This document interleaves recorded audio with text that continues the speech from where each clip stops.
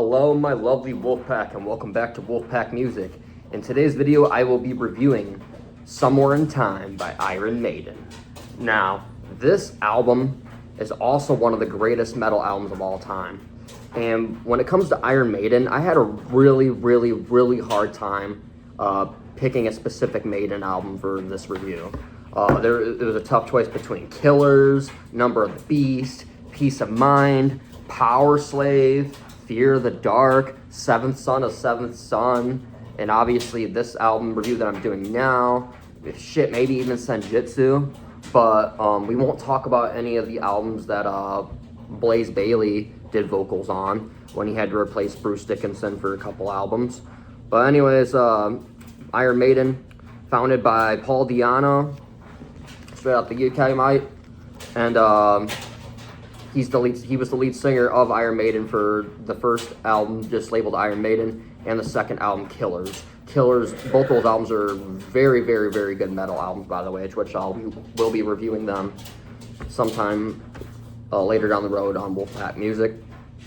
But once Number of the Beast came out, after Killers, Paul Di'Anno was scrapped out for Bruce Dickinson, who is and always will be the best vocalist that Iron Maiden has. And Bruce Dickinson is still the lead vocalist of Iron Maiden, even after recovering from tongue cancer. And he also still flies planes. He's a really good pilot, by the way. Check out some of his videos and documentary on flying planes. The Iron Maiden also dropped a movie about the band members' lives and Bruce Dickinson in general. Bruce Dickinson is just an amazing guy.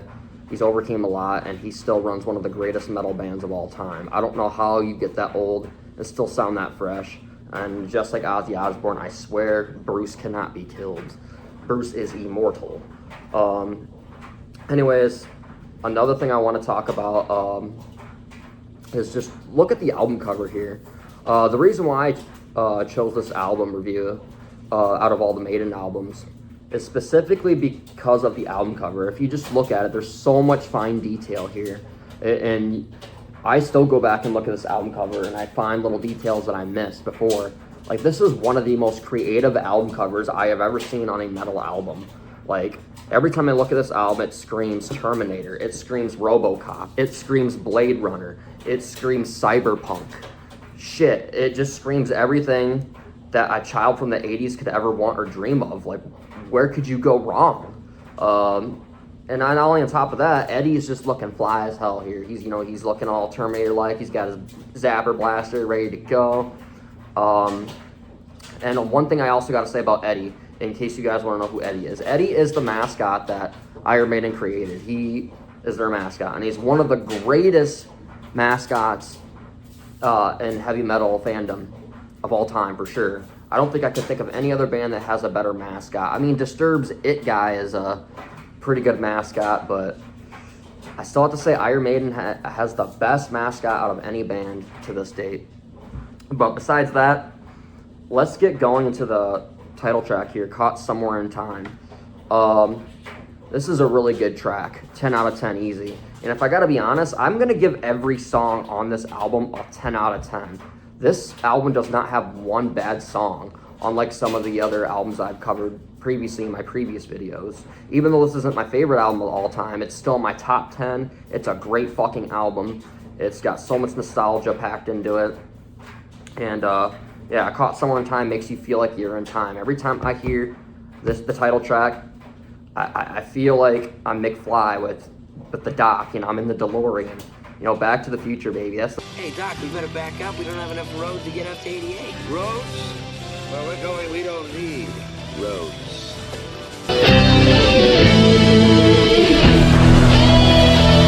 The vibe I get from this song. The riffs are well done. Bruce's vocals are clean as fuck. Steve Harris is an amazing bassist. I know I don't talk a lot about my bass players so much when I do my reviews, but I gotta say Steve Harris is the best bassist of all time, in my opinion. If you disagree with me, feel free to discuss with me in the comments of why you don't think he is, and if you think he's overrated, let me know why you think he's overrated. But besides that, Caught Somewhere in Time, 10 out of 10. Then we're gonna move on to track number 2, Wasted Years. Oh my God, the intro is just so badass. I feel Terminator right at the beginning of the song, and I feel like I'm hopping in, you know, to a futuristic flying car, and I'm going on a chase to catch some scum. I don't know, man. Everything from the riffs to the scripting to Steve Harris bass solos to Bruce Dickinson vocals. The drum solos are also very well done on this one. Another cool thing about this song is the meaning behind it's really cool. It's basically saying like, hey, you know, a lot of people today are complaining how they're living in, you know, such a bad time, but in all reality, they're living in the golden years, and also considered the wasted years, because, you know, people should be living these moments up in their prime to the fullest instead of wasting it, and so they have good memories to fall back on. And that's another thing I'm trying to bring here to Wolfpack Music, is the golden age of music. Just like Trump and Mel Gibson and John Voight and Sylvester Stallone are trying to bring back the golden age of Hollywood. That's what I would love to see for America, bro, is the golden age of movies and music. Because like I said, a lot of movies and music that come out now, not all of them, but good majority, are just absolute burning dumpster fires. They don't talk about anything good, really. Just all toxic, all about who I can fuck, what drug I can sling, and who I murder. Very, very creative, by the way. But anyways, let's get back on track here. Wasted Years, another 10 out of 10 track. Let's move on to track number 3, Sea of Madness. I literally feel like I'm on a pirate ship out at sea in this one, and there's just like a huge storm coming my way. Sail away, mateys.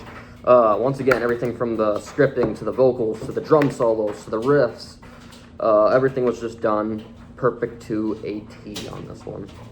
And moving on to track number 4, Heaven Can Wait.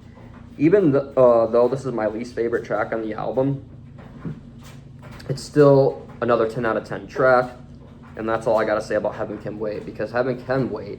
I wanna enjoy life now until God has his plan and destination for me. So anyways, we're on to track number 5 now, The Loneliness of the Long Distance Runner. Wow, that is a mouthful of a name for a track. But once again, it's not my favorite track on the album, kind of like Heaven Can Wait. But once again, it's still a 10 out of 10 song. Has some badass riffs, badass drum solos, badass bass solos, good scripting, everything. And then we're going to move on to my favorite track on the album, track number 6, Stranger in a Strange Land. And I love the intro to this song.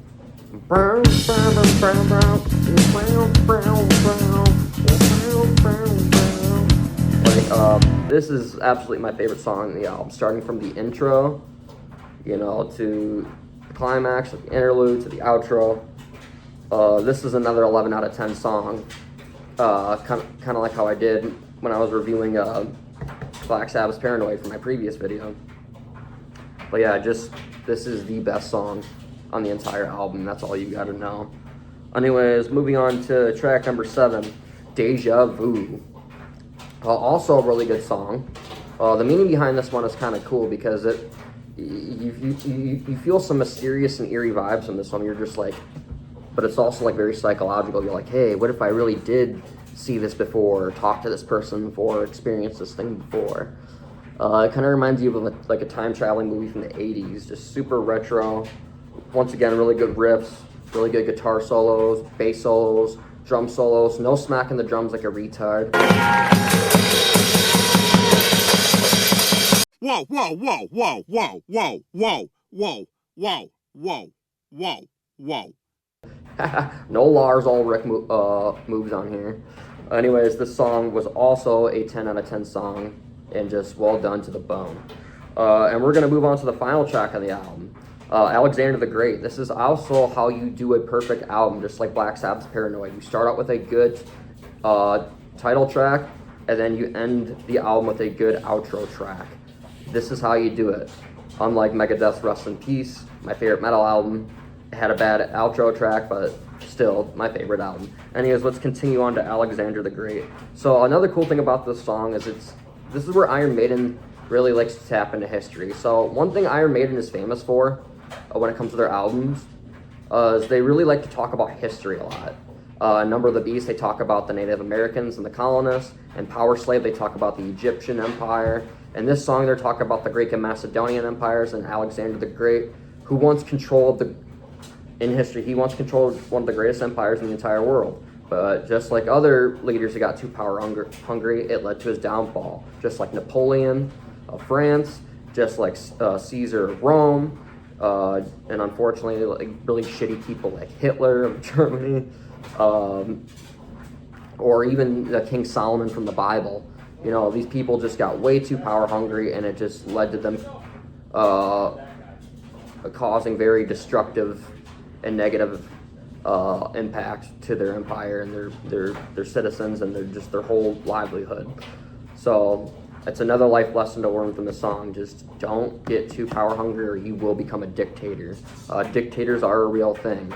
You know, that's why at Wolfpack Media here we try to give you the real news, so you know who the dictators are and who the real patriots are. And if you guys are true to the podcast, I think you have a good idea of who the patriots are and who the terrorists are. But besides that, another cool thing about this song is I know it's kind of random fact, but it reminds me of my mom's boyfriend. Shout out to Alex Edwards. He has a really cool podcast as well called The Magic of Positive Thinking. I'm going to leave something for the description for you guys to check out for him. Check his podcast out, because one of the coolest concepts about his podcast, it is pretty much the whole idea of his podcast, is, you know, if you have a positive mindset and you think positive, that's what your whole life will be. If you have a negative mindset and you're thinking negative and nasty, that is what your whole life will be. And I think he does a good job with his buddy Norberto. These guys are old school, happy-go-lucky dudes. I don't know how they stay positive all the time, but they do it. And that's what we're trying to do here at Wolfpack Media Music for the most part, too. Even though we have to cover some really dark stories and topics, I think it's still very important that we, you know, cover these topics. But anyways, that also wraps up one of the greatest metal albums of all time.